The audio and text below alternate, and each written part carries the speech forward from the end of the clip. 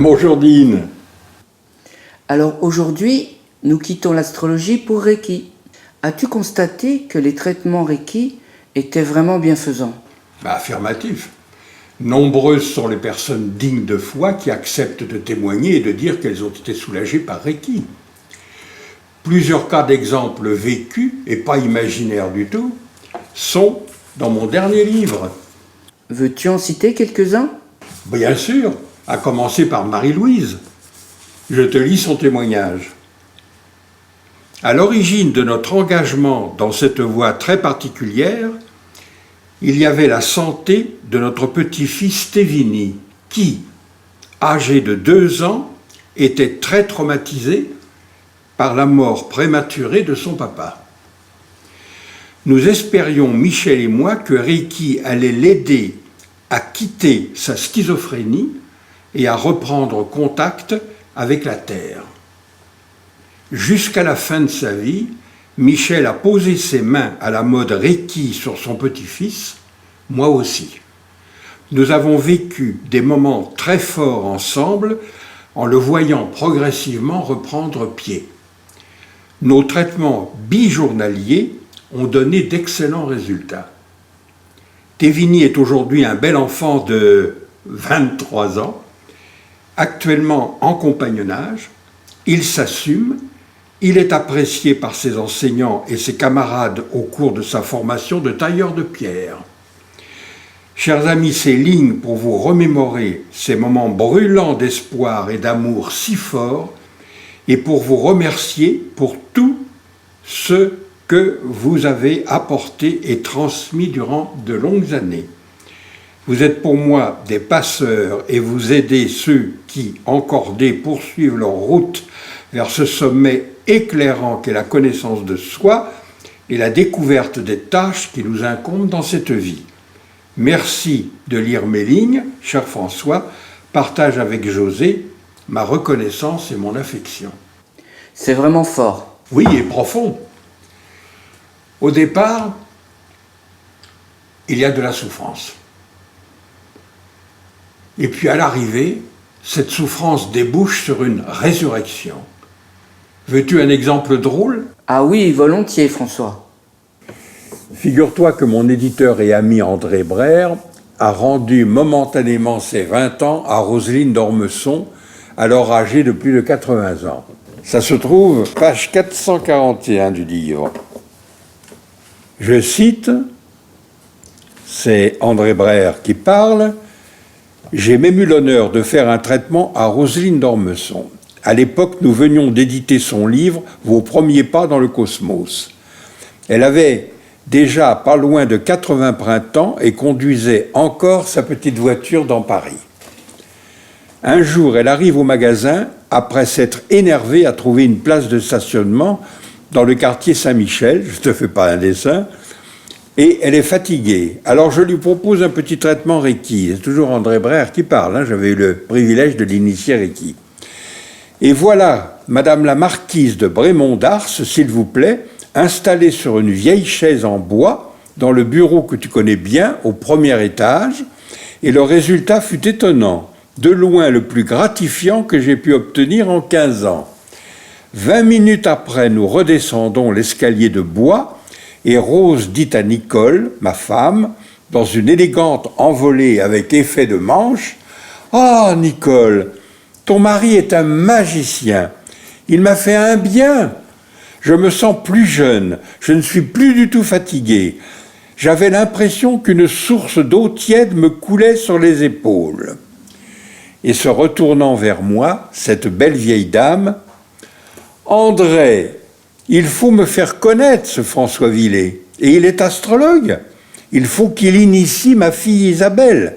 C'est absolument extraordinaire. Merci, André. » Voilà ce qu'a dit Madame d'Ormesson à la suite d'un soin Reiki.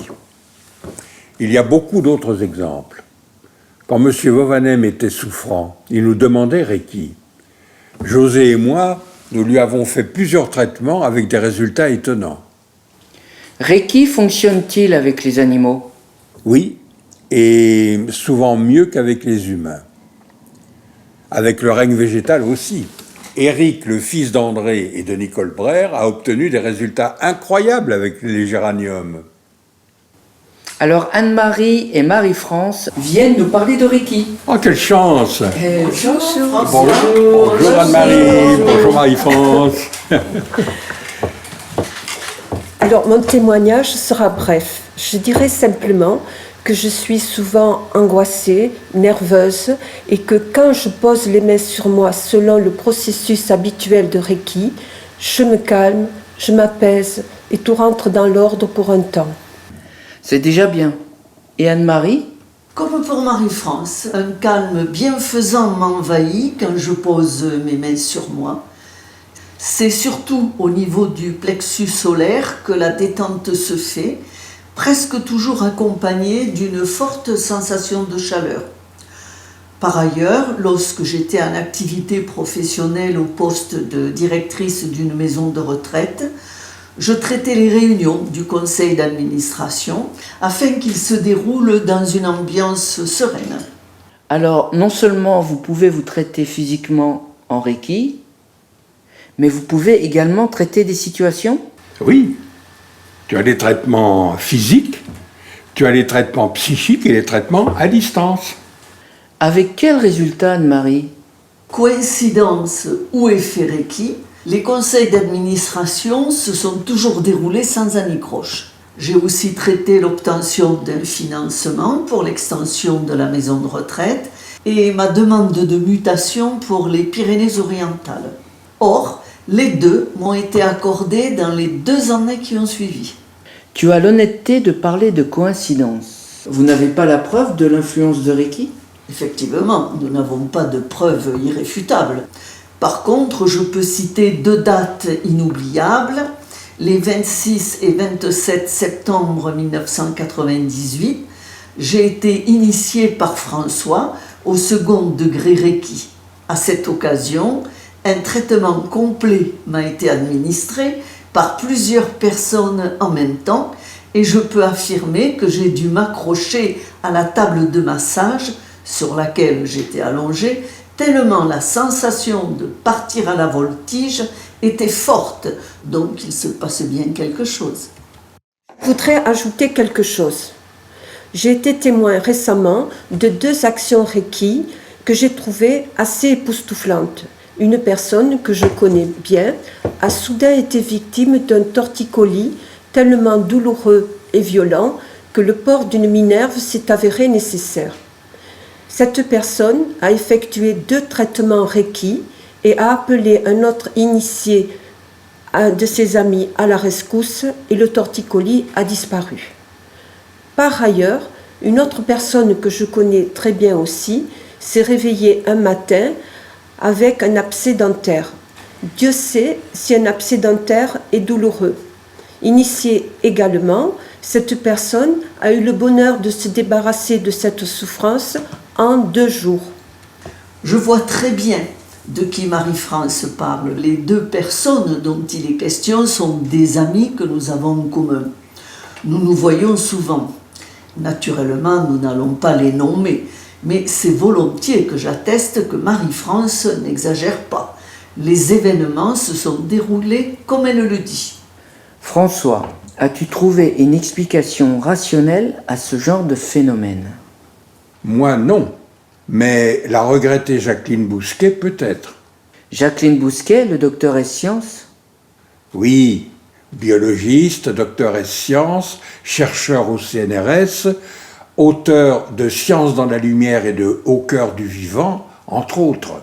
Alors, que dit-elle au sujet du Reiki? Elle a bien voulu écrire quelques lignes dans mon livre « Reiki, vos vies, astrologie ». Pour commencer, elle nous invite à conscientiser que pensées, phrases, mots, cris sont des ondes. Il ne s'agit pas d'une affirmation gratuite.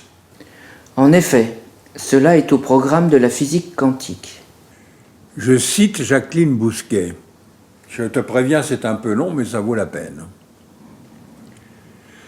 Je démontre que l'univers est une pensée, qu'il n'est pas matériel, qu'il est animé par des champs vibratoires et aussi que toute particule a une mémoire. toute particule se connaît dans son champ de vision. Chaque vibration prend une forme et véhicule une information. Nous nous sommes complètement trompés en imaginant un univers fait de matière, d'où la confusion et la déliquescence de cette fraction du monde scientifique qui s'entête et continue de vouloir démontrer que l'univers est matière. Chaque particule est vivante. Chaque particule est information et transfère cette information aux autres particules. Toute vibration a une forme et il n'existe pas de vibration qui ne soit porteuse d'une information. Ce qui explique, entre autres choses, que nous devenons ce que nous mangeons.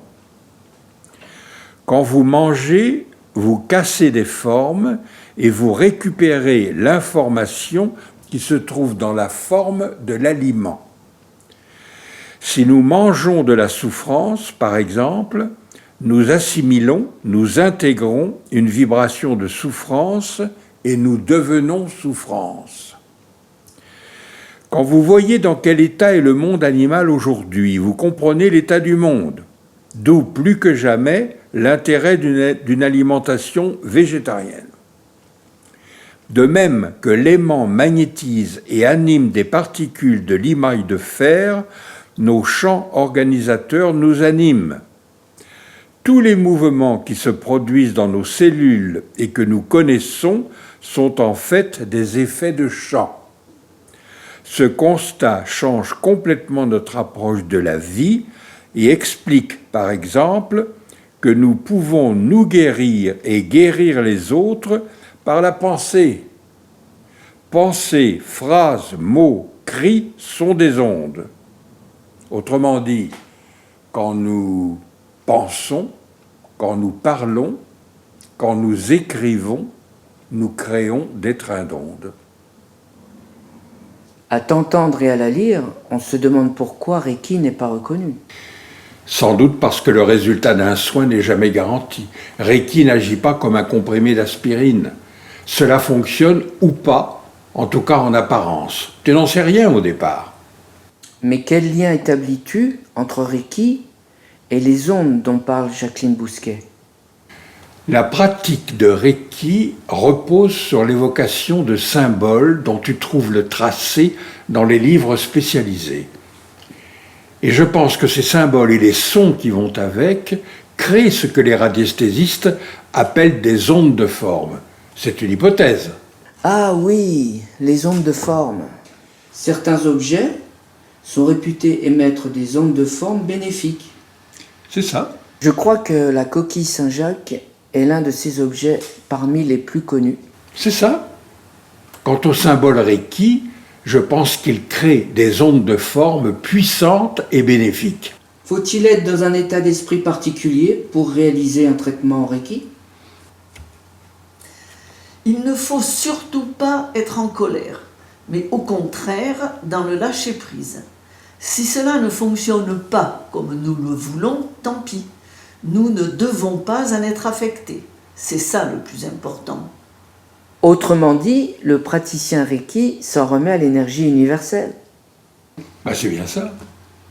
En traitant une situation, l'on se traite soi-même, ce qui provoque un lâcher-prise devant les problèmes.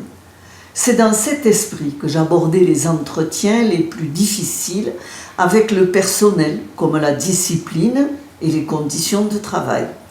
Pour moi, Reiki est comme un cadeau que l'on se fait à soi-même ou que l'on fait à l'autre. En somme, c'est comme une prière. Je dirais que c'est une prière musclée. Il y a de la force dans la demande, d'une part, et d'autre part, le lâcher-prise dont Anne-Marie fait mention. C'est ambivalent. N'as-tu pas l'impression de frôler la magie? Tu sais, pour moi, beaucoup de choses sont à la fois magiques et naturelles. Je crois que la prière, par exemple, est une magie. Est-ce que tu continues à initier des personnes en Reiki? Oui, mais je n'initie plus de grands groupes comme autrefois. seulement une ou deux personnes à la fois.